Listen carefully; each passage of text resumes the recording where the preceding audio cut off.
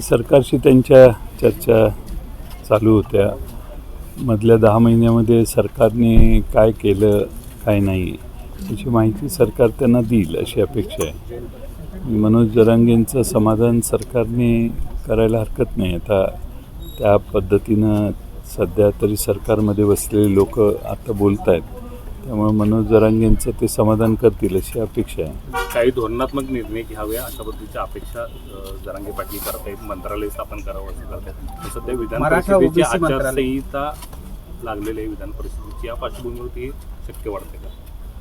मी काय त्याच्यात जास्त तपशीलवार आता आचारसंहिता असल्यामुळे बोलणं योग्य आहे असं मला वाटत नाही. खरं म्हणजे वाढता कामा नये आणि संतुलन ठेवूनच निर्णय व्हायला पाहिजेत.